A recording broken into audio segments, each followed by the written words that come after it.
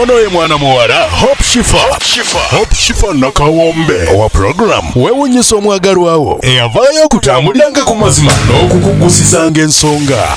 Kale nno tumugoberere tetugenda kwejjusa. Okay, omulungi atulaba ku Baba TV program yaffe weewuunyise omwagalwawo surprise your loved one. Nkimanyi mwebuuza nti Shifa leero akireesa atya oba kiri kitya. Eya leero mikwano egenda kubaamu akenjawulo akatonotono lwa nsonga views z'abantu ku show ya David, omwami David n'omukyala Namiiro n'omwami Godfrey. Views z'abantu zayitiridde ne bangamba Shifa tuwe ku chance, twagala kuteesa abantu balina ebirowoozo bingi, abalina obulumi bingi, abalina obusungu bangi, abayomba bangi, abawagira bangi. Ne ngamba okay, katukifuulemu ekyenjawulo leero tuleteko ku views z'abantu ab'enjawulo abali e Uganda. Shifa tumye David osanga yanditwagadde ffe abakyala, muwe chance yeeyogerera. Shifa lwaki olemera David? Shifa gwe ayagala okwetwalira David?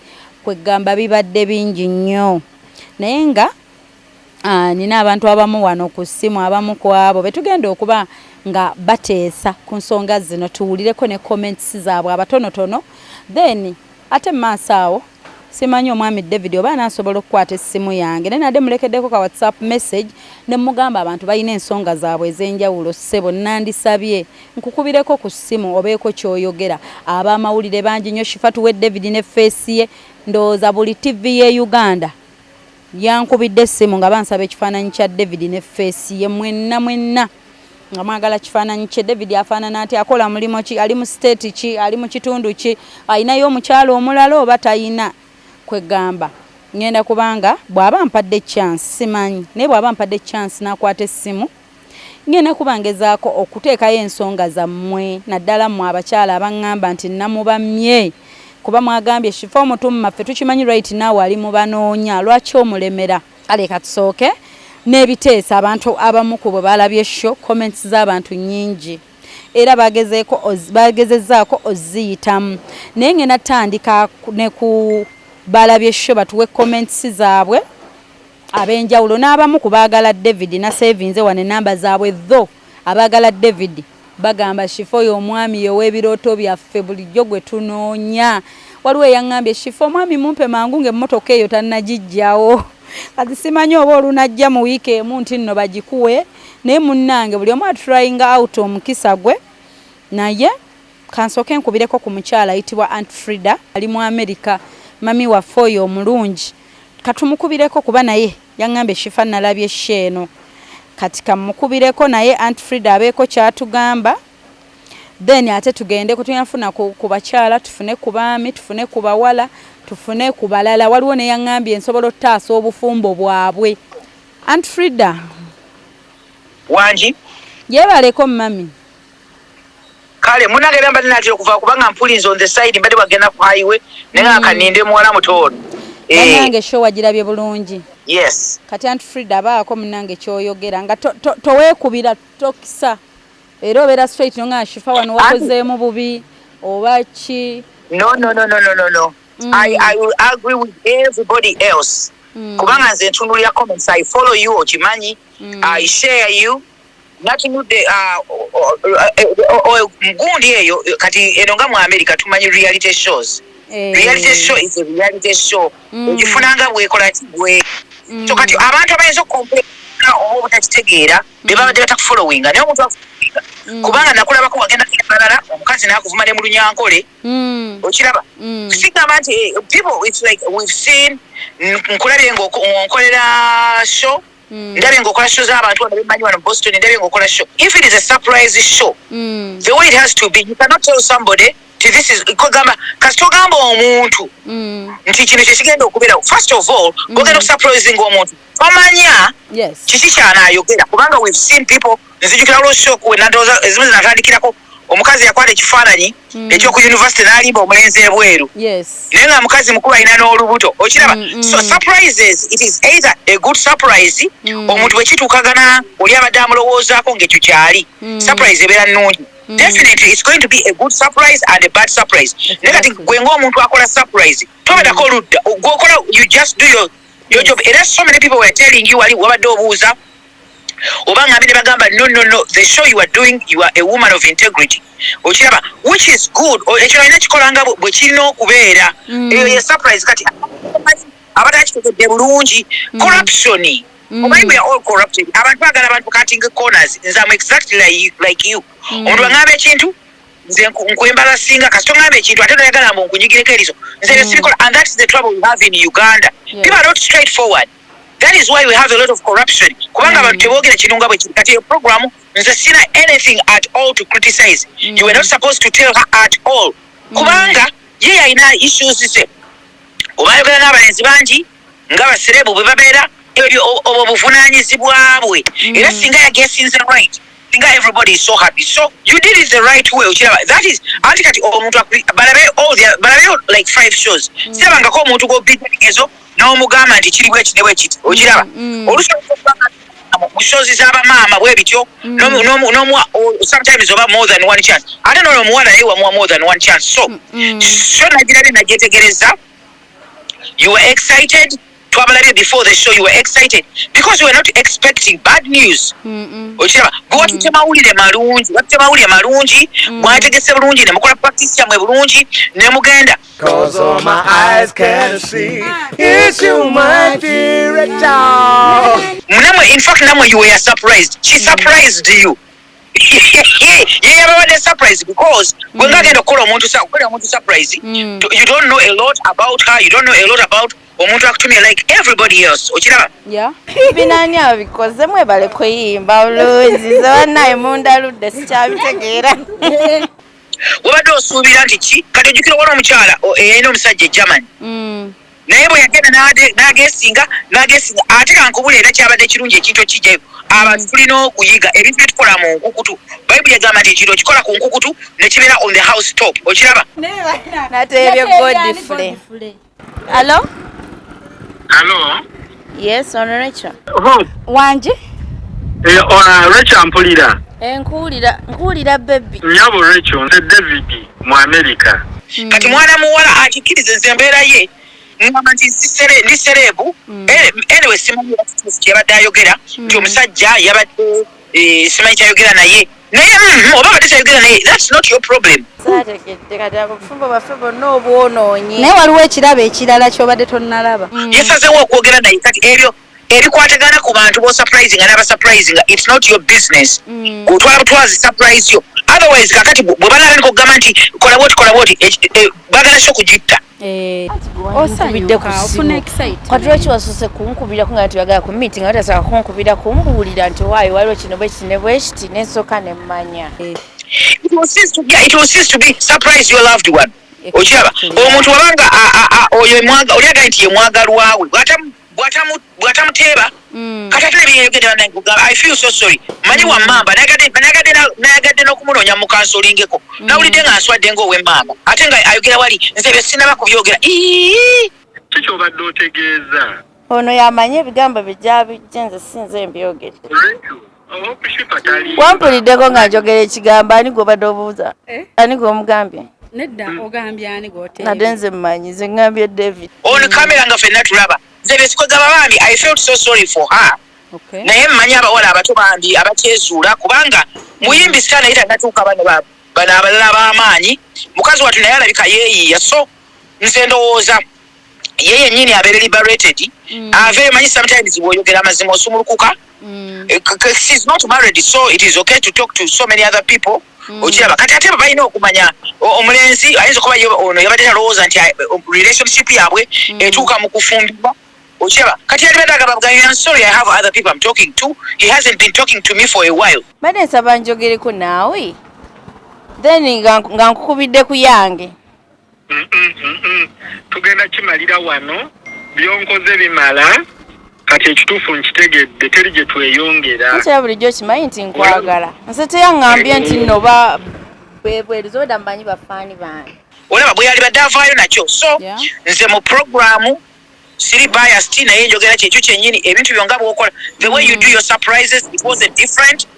Wakuba muntu ayinza okugamba nti oba obadde malicious biki you didn't know you didn't know the answer wabadde tomanyi answer kati byebadde bagamba mbu oyogera nange ebyekikazi twagala kumanya byakikazi nze ndi mukazi but I don't do that. Olaba bino ebintu oli mukazi nange ndi mukazi kituufu ndi mukazi bingi ebibaawo bitegeera abo bakazi abanafu. We need to show people that they are strong. Ebyekikazi unalooza nti abakazi bona byagala anti omanyi ebyaffe ebyekikazi no ebyo si biba byakikazi biba byakikuuzikuuzi byakikwepangapanga okiraba so nze show najagadde nnyo and I have people here who are excited who would like to even do shows and nasomye almost all siwawo wokka ne we yagenze n'ayogera kuba bloggers abalala nagenze era ng'abantu still bamuvuma. People saying what you did is right and it is the right, it is the truth.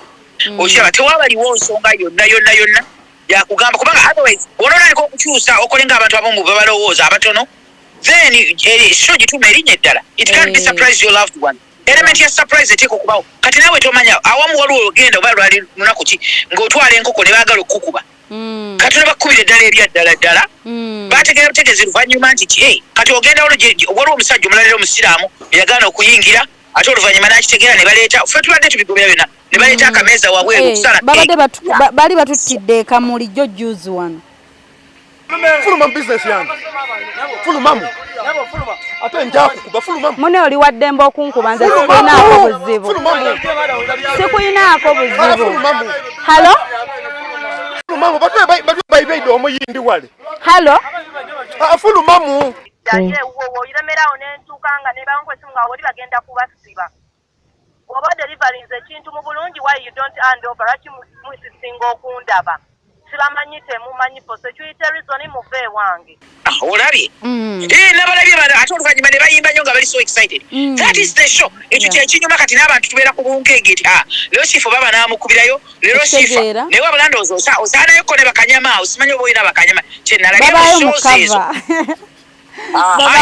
nakyali nga munange kwegamba n'oyo omukwega nze kyemaze okulaba mu Uganda abantu bali so toxic omuntu okutandika okwogera kugamba abantu abamu you are a very smart girl I'm so proud of you kubanga omu ku bawala bange I'm so proud of you kubanga waliwo wagenze n'oyogera oba wabadde wandi sijjukira nti ndabye bingi nnyo kwega omuntu atandika okulira n'ebya accident kwega olaba nti people who are miserable omuntu ali mu kifo ekibi omuntu atali happy yatandika okwogera ebitakwataganye ekyo n'ebyo ebyaliwo ku accident yo onolaba emitima gy'abantu bambi gyakaluba bwe bagamba emitima gy'abantu gyakaluba naye just go ahead tokyusako kintu kyonna that is the show era bw'oligikyusa ogenda kulaba nga bashopaholics tukuvuddeko that is the show mubaddewo ebbanga from and your show kati waliwo shows endala eziriwo bantu bakolanga bwe bakoze sijja kwogera amanya gaabwe naye still your show stands out. It is the real surprise your loved one. Surprise your loved one. Abala bakola byonna ne bowozaamu which is okay. Abantu lijjo bowozaamu ne bakola ebyabwe bye bakoze nabyo ne babeera ne versions ezaabwe. Naye kino it has to stay the way it is. Okay.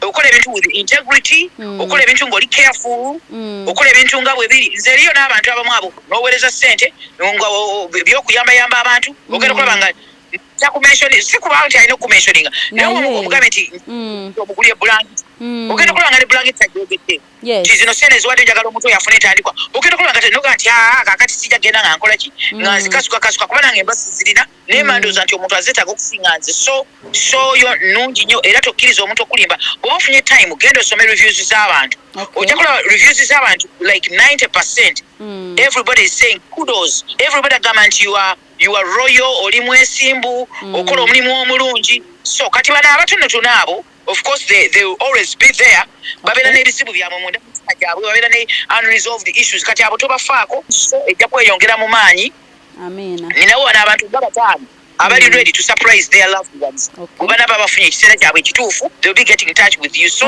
simanyi oba olina ekyaki bagagala njogereko naye the show tweyanziza nnyo otubuulidde side yo.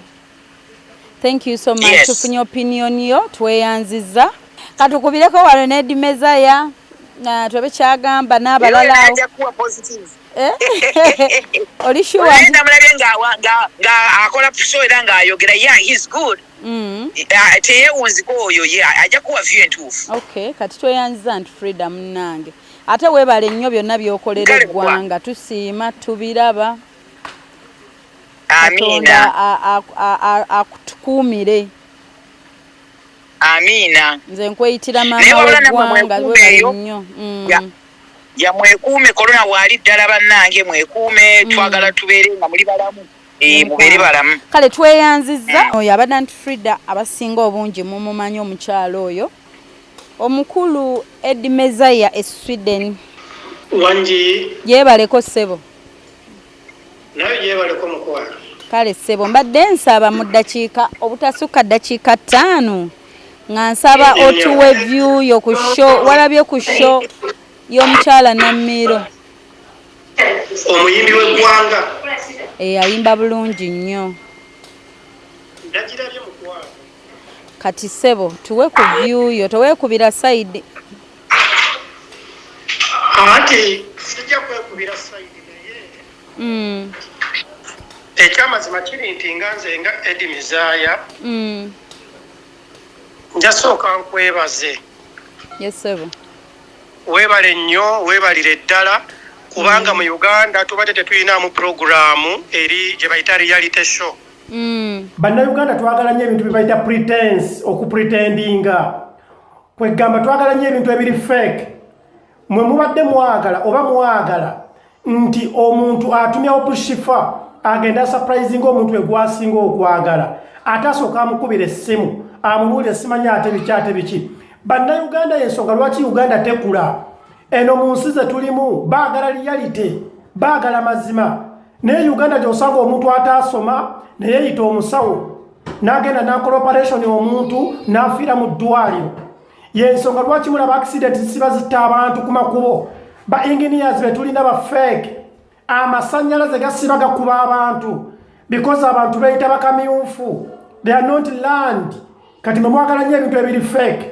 So weewuunyisa omwagalwawo ye programu yokka gye tulina mu Uganda eri ku reality era Hope Shifa nkukakasa ife nga bannayuganda tuli mabegawo weebale nnyo weebalire ddala era nsaba bannayuganda muyige okubeera riyo.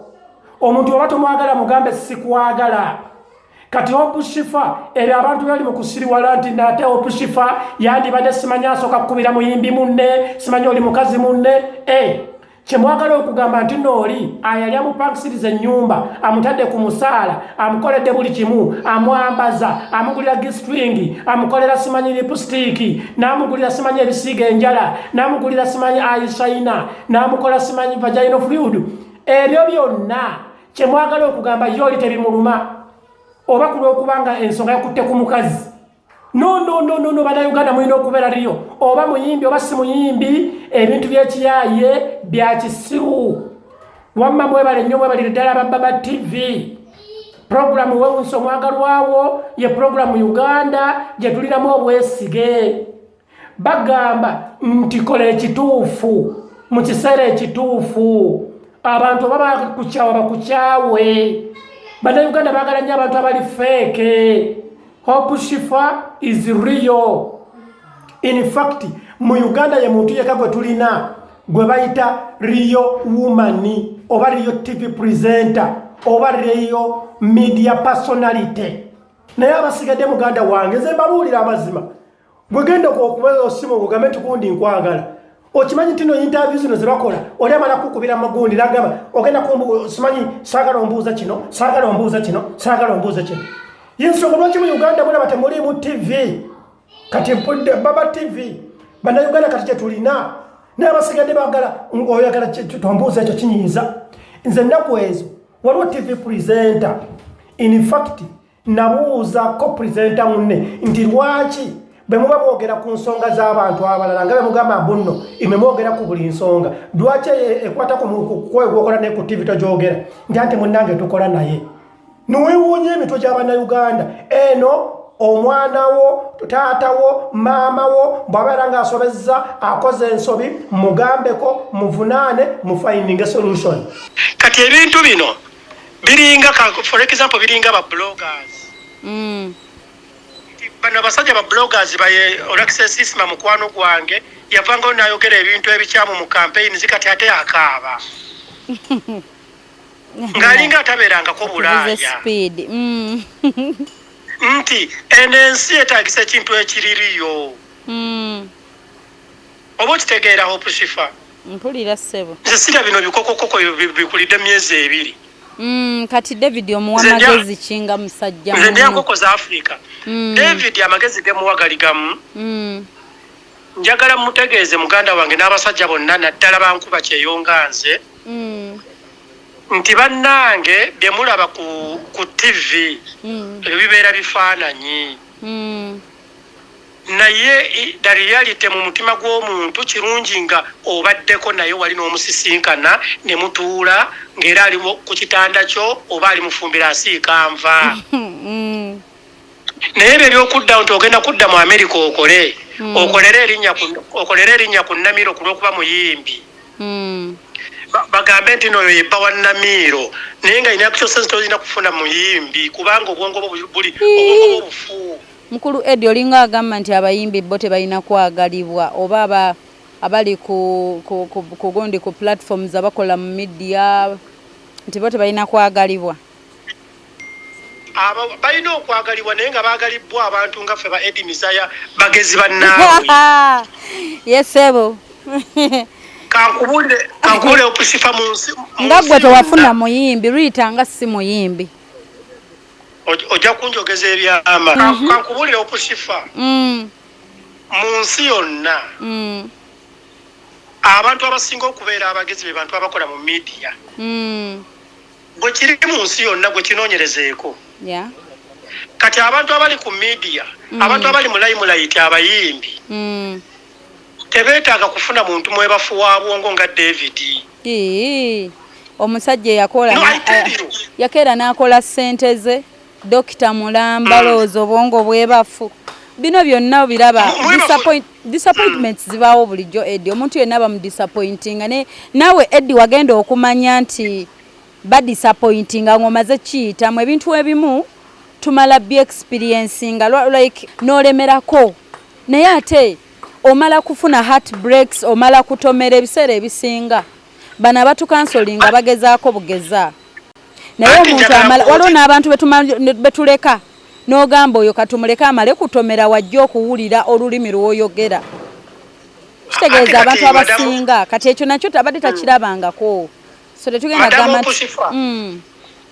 Madame Opusifa sigaze eddakiika 2 yessebo Madame Opusifa njagala nkutegeeze mukwano bw'oba tonnaba kutuuka kugula benzi togigula ogula motoka ekujjaamu mpulira ssebo kati mwami David ne banna abalinga David si levo y'abantu abo abali mu limelight abantu abali mu limelight be bayita computer za Apple nti bagezi nnyo ekigenze ewala beetaagisa abantu nga ffe abaakulira ekalangaalo so si bano abaakulira ku migaati mpulira oba otegedde mukwano mpulira ssebo naye nga Namiiro mukwano weekumeekume njagala otegeere nti nno obwenzi mu nsi muno kibi era nsaba bannayuganda mwenna abalumba Opusifa mbeegayiridde opu mu mwesonyiwe mu Uganda yekka ye pulezidenta gwe tulina eyeetaaga omudaali kubanga ye puroguramu yokka gye tulina eririyo amiina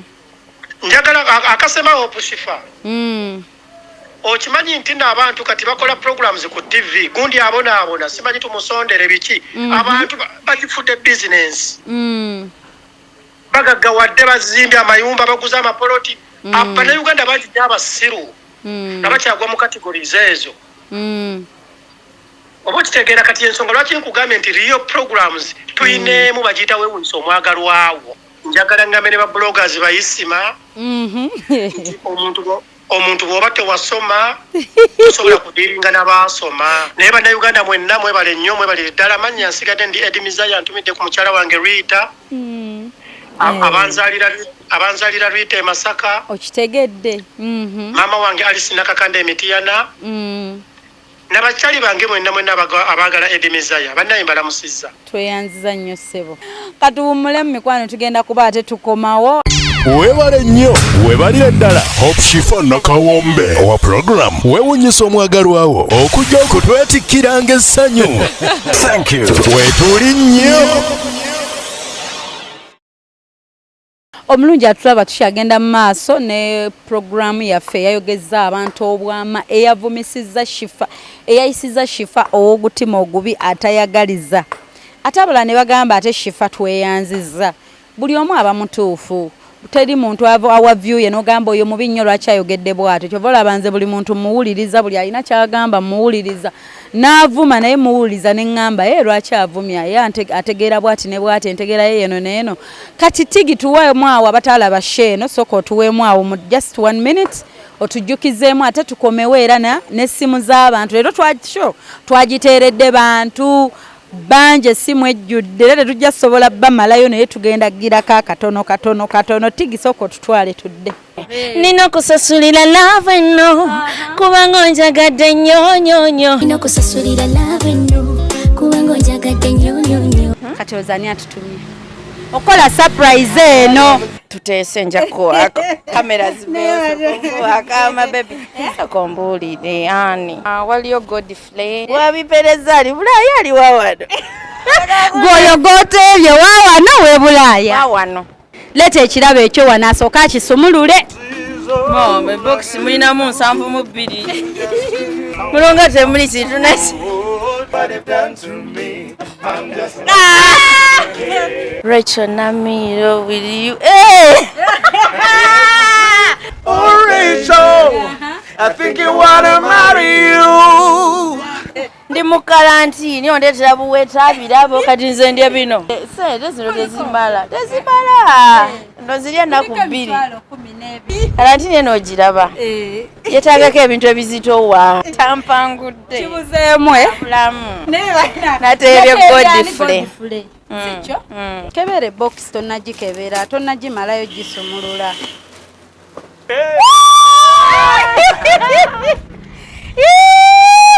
Newoyogera kimaze tomuddiza. Hello? Yes, on Racheal. Nyabo Racheal, nze David mu America. Nze simanyi nakyakukola. Hope tomuwa kintu kyange kyonna. Buli kimu kye nakuwadde. Bw'oba oyagala mbikusasuze geza omuweeko n'ekimu. Ono yamanyi ebigambo bijja bijja nze sinze mbyogedde. Kirabika bawala b'e Uganda bonna kati bayaayi. Wabula oyo omuwala nswazizza nnyo. Oba kisinga kisoboka n'eno sho tewaaligiraze najjiraga. Enkoze ensobi oleeta wammanga bwe bantumye. Okoze makula era nsaba Mukama akuwangazi. Amiina. Omwoyo gw'obwavu ogukuliko gukuveeko. Ebiwandi nkubidde abazayi n'oŋŋamba sinika ki ebinnyo. Oli mukazi. Obadde omanyi baamuna bamala obudde. Batumalira obudde. Koze bubi. Kale tugire munange. Sonyiwa mukwano netonze. Nzirira mudali. Ekyo tekikutiisa. Malayika wange. Nina okusasulira lava eno kubanga onjagadde nnyo nyakutereka lavu yo teri yadali kubako eriiso. Kati oyongereyo mu ssimu. Hallo. Gyebaleko ssebo. Ate mukwano naye gyebaleko. Kale ssebo. Wabadde oyina ensonga zo wabadde osharinzeeko nange ku kya show ya omwami David.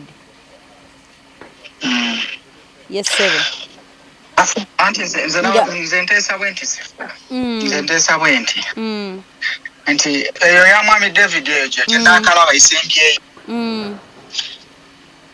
amagezi nze gemuwa ng'omwami kubanga nange byalimu byendi owulira byalimu byendimu yadde ffenna tubeera n'okwagala naye omuwala abawala abo amwesonyiwe nalaba muyaye nnyo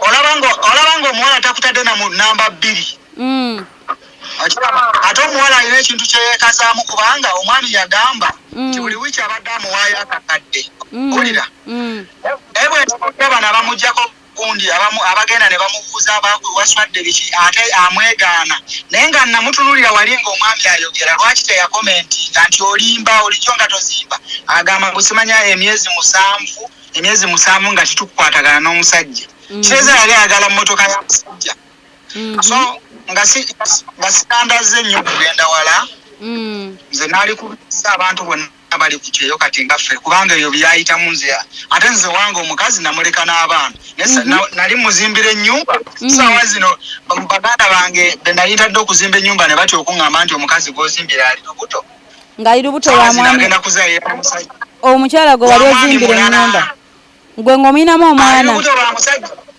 abaana babiri gwe omukyala wo omukazi omuyinamu abaana babiri oli mu nsi ki ndikata izito okke erinnya lyo bw'oliyisaawo oba tolyokke nakyo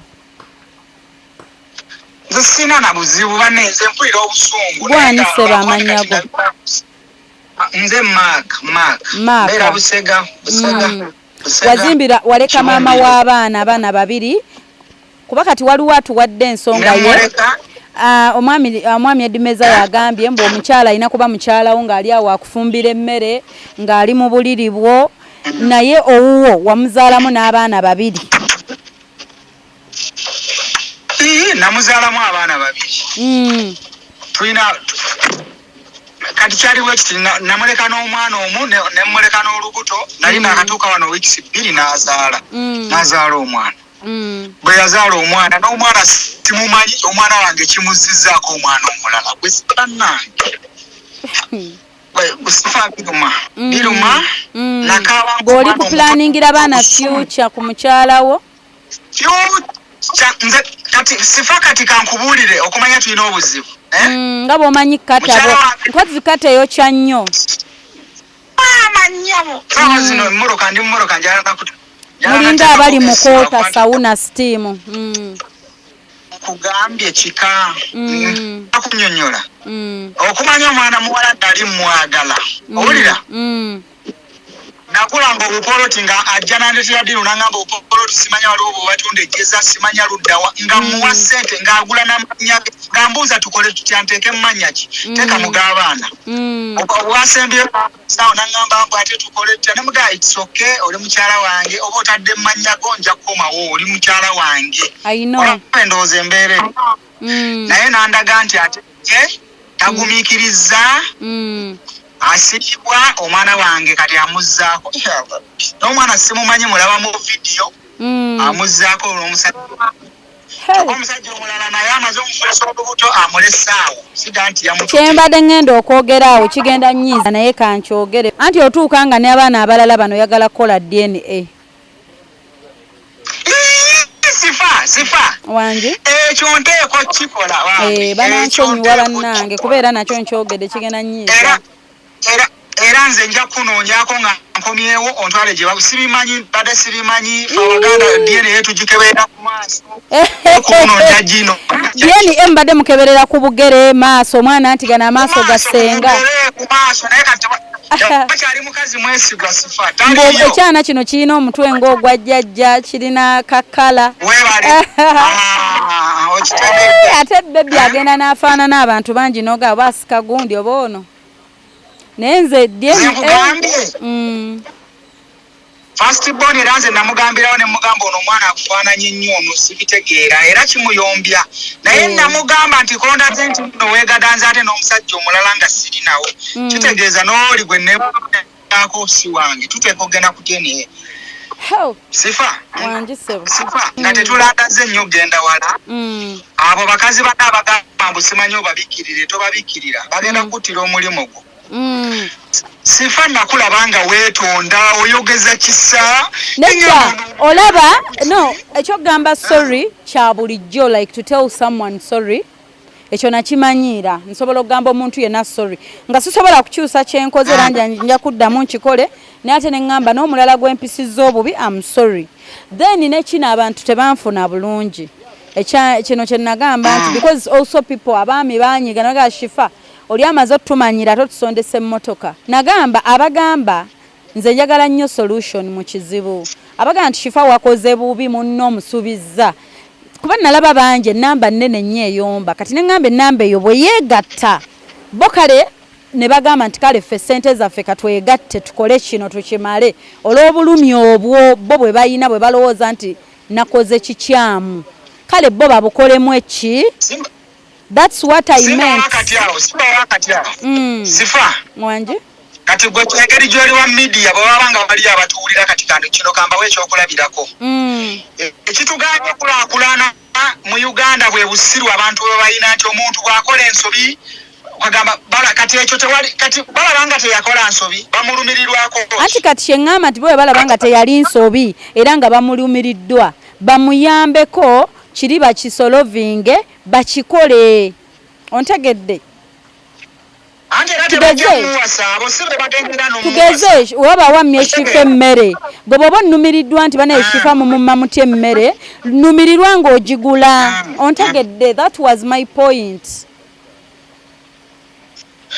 nabandange sifa nawulira obuzungu badde buliri ogunokkunendabira ddala mukazi wange yennyini sifa wallahi waliyo omuntu ng'omwagala okuva ku ntobo y'omutima gwo abakazi mukimanyi okuva n'olwaleero fe tujja eno omanyi tubeeyo nga tibaavu omuntu ajja ku kyeyo tajjanga nti mugagga tujja tukyusa obulamu bwaffe bemulese eno n'obwammwe obaako n'omuntu akutudde ku mutima ffeeno waliyo ne betulyamu n'omusanga okitegeera lwembeera naye nga tetubikola mbu tumwagala nnyo okitegeera yes nkubuulira amazima naye ng'abakazi beeno babbeeyi ekyo kyo nkikubuulira abakazi beeno bakakadde 5,000 abakazi beeno si babwereere naye era tubeerako omuntu onoga nti mukyala wange gyali gwenjagala n'okola buli kimu yesebo baali badde batulukuumi sifa bannange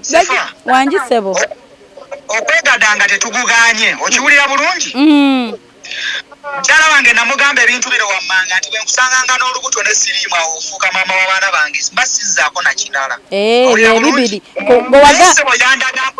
gwe kitegeeza ogamba mukyala wo okudeetinga kiryoke kasatafuna lubuto na siriimu yes gwe kasitankolawo nombaga nti nno bali nga bwemuteekayo bwemugenda ku musaayi negative kirikirira kuba naye muntu akemebwa naye si lubuto na siriimu bintu bibiruka kitegeera sifa tusiibule abantu bannange abatuwuliriza bonna babeere bamazima Uganda bwe banaagivugiramu eyo embeera y'ekiyaaye tetugenda kukulaakulana abawala bwe bagagga wadde babadde mu ttunku juuzi kati bagagga bavundu be twegomba kye tukolera lwa buyaaye ensi yonna y'abataayi bannange kale ssebo mune tuyanza wanje kasita bano bakkiriza kasita okkiriza ky'oli Uganda twagaana okwekkiririzaamu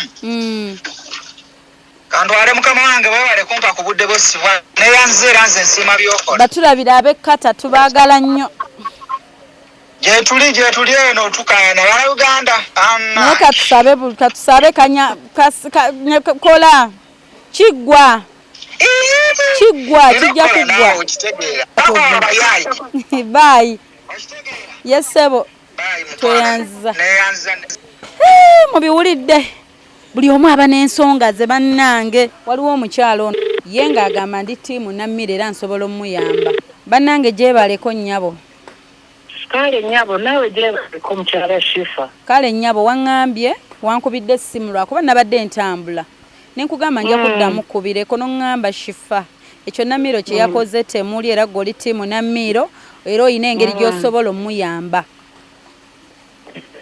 lwakuba siina bwe mukubira mugamba nti ate onaŋŋambye bw'ati naye kati nnyonnyolamu engeri ki n'abawala abalala abali eyo banakyo bakimanye omanyi omulembe guno mukyala Shifa gwafuuse muzibu nnyo ekigambo omusajja kati tulina kwetegerera wanje kyengezaako gamba abaana abawala ebweru eyo mu nsonga z'okukuuma omwami ow'omusajja nga azze gy'oli ye mukwano tuyina omulembe guno mugamba olina okwebeereramu omwana omuwala aba alina okwebeereramu atya mukwano kati nze kyengezaako okutegeeza otuuse eri omwana omuwala oyo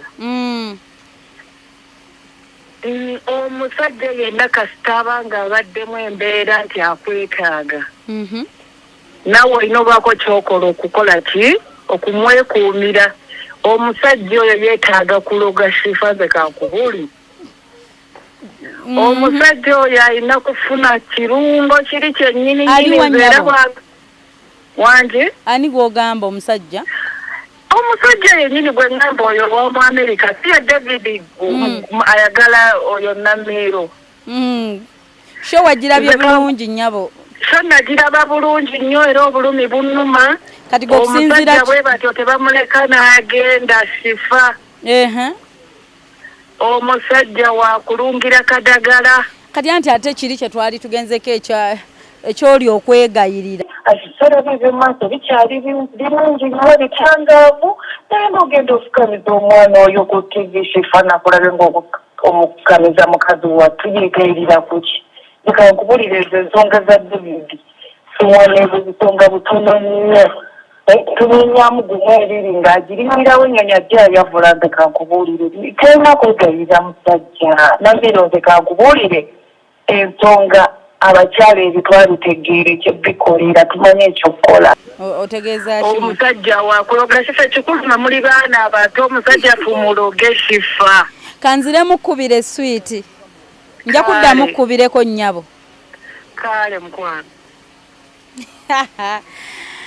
Okuteesa komuti banaye mu bakyala bagala David bansi za njawulo. Nafunye ab'Ebungereza, nafunye ab'Amerika, nafunye abali e Canada, nafunye abagamba ffe tulina ezaffe. Nyina omukyala yaŋŋambye nti nze David wabakkiriza ndi China right now gye nkolera nyina omulimu omulungi mu myezi 3 ngenda gendako US. Nsaba musisinka banaye mwenna muwulira abayomba mu inbox ngezaako yisaawo views zammwe bw'abanga David yabeka video kano yeesalirewo mikwano sinza amugaba nejje yabadde antumye sinze yamugabayo nze sirina bwe ngamba nti kankwate omuntu mugambe muli bangi nammwe n'ekirala sirina bwe mbalondamu tigi tutwaleyokko tupulengeko ku voice notes ezo tudde tubere nga tetuggalawo ne phone call okuva nga nkubira omwami David katusabe bwana abagikutte insha Allah. So katugeneko manze voice notes today. Msifanje baliko mukwano. Olyotya jakaongeze amasonyu amanya mpitiba watujamira. Tulanya kula tundizo na ate nensansiza. Abantu bakwafa abakazi tetusima n'omwana we yaswaziza okuteba omuntu akwagana kule akupangiza nakola buli kimu n'otebamu omulala notaswala mbu weekaza gayo omwagadde bambi nze ndi ku kyeyo oba olina n'abakoye abakyayidibwa abayisiddwa mu mbeera eyo njagala omusajja munaye nga amanye ennaku ye njagala omusajja ali ku kyeyo nga nze oba olinayo ne David simanya ani oyo connectingako naye amanya gange nze Joani nga ndi eno Luweero akati munange nakulabye ku puroguramu eyo gye wakozeeko ku nsonga zaani eza Namiiro naye munange nga yaswadde anti ebyo abakazi obutatereera n'ayagala oli kyokka nga ffe tuli eno tubonaabona waaba obutuluma tunoonya abasajja tebalabika abalinawo kyokka baba bajajaamye naye munnange nze kyensaba mwaba gyali nga teyamuddiramu nze munkonektingireko connectinga owange nange ngweko mu bintu bwe ntyo bakitambuza bulungi nalabye ng'omuwala yaswadde era singayo omuntu singa temwabaddewo nti baba bantu bangi obaki nalabye nga yeekazaakaza naye nga yaswadde okuswala yaswadde era singa yowa omuntu owa pressure nga si serebu singa pressure zamukubiddewo bambi naye yeekaziza naye kale bambi kimugwana oyo omusajja ayagala baserebu bokka kati nga ffe abatali nti tetuli baserebu kale bambi ndi musawo naye neekozesa siri muno tewa mu gavumenti ne mu private munawo drug shop yange naye bambi nkusaba kinkoleko ne bwaba nti si oyo naye nga gwe olaba nti alinawo nkoonaako munnange nkusaba busabi sirinaawo majja naye wandirabe kinaali kukoledde naye era Mukama ng'ayagadde ng'okiyisizaamu nja kikukolera. N'ekirala sifumbirwangako sizaalangako naye kale naliko nja sina boyfriend naye nga musingo. Mukulika eyo mikwano. Waliwo wano omukyala yampereza bambi voice note nga nanga kifankubira neyogereko aliwo atalina ssente naye omanyi nti omwana oyo tali serious bannange. Olaba fe batuwa mitwalo 10 n'otuula nniya omusana kuwa 1.5 week n'odda mu kwera ebyokwegeragira. mugambako nti waliwo abakwata kale kansa ayinza okundabanga ateera amugamba Okay mikwano ndoza mbewuliriddeko abamu ku abo naye nabagambye bayitirivu nnyo muri bangi so kati kanfune ku mwami David bw'aba akutte mikwano kama yamba akwate. Halo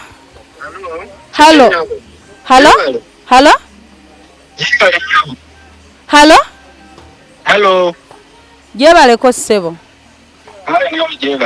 kale ssebo Mwami David nze Shifa simanye namba bo kyagina tegedde yesebo simune tusaba otusonyiwe ku byonna ebyavaamu n'ebyatuukawo wangi sebo obadde ogamba biki kati sebo Uganda aba TV buli wamu babadde bansaba ku contact yo n'ekifaananyi bambuuza David ali mu state ki ali ki akola wa tulabe face ye wangi sebo sagala nyo bintu byakumalira budde kati babuuza bakole ki baseke kunswaza kumanya bakole ki ebintu byoliko nze nabivaako dda nadda ku birala kyekintu kyannumya yes naye bibaawo mu nsi kandi ng'ebirala kwa mulimu abacomplaininga nti nzaala emmere ennamba nkulemera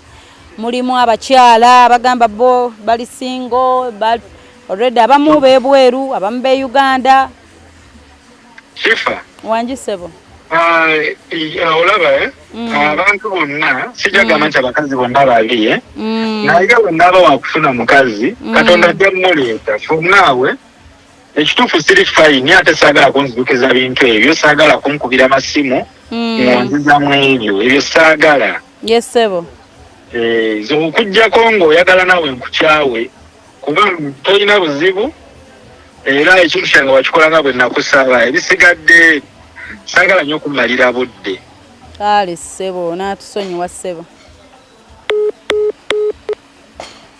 kati mukitegedde mikwano ansa muzifunye mwenna mikwano bapresenta bannange TV ez'enjawulo olaba ne TV yaffe gye tukolera ewaffe mbakama bange mwe mwalabyeko sheeno ng'efulumirako ekifaananyi ky'omwami ono mwebuuze Shifa bulijjo baakubira amasimu ebifaananyi abiteekawo mu nsonda mwe mulabye omwami ono mutaddeko nga temunnansaba TV ze sigenda mmenya mannya babloga besigenda mmenya mannya bannamawulire bonna empapula biki mwe mulabyeko nga nze mutaddewo nga bwe ntera okukola program bulijjo tuteekawo abantu ku phone calls kati n'olwekyo mikwano siina gwe naalemedde kuba simuyinaako buyinza sinza amusalirawo choice ye so kansubire nti ebimu ku ebyo mufunye okuddibwamu kwammwe ebibuuzo bibadde mwebuuza David byaggwa bitya mukama nnyambi akutte kwaba mbadde mubuuza Shifa oba oli mu inbox ye muteesa bino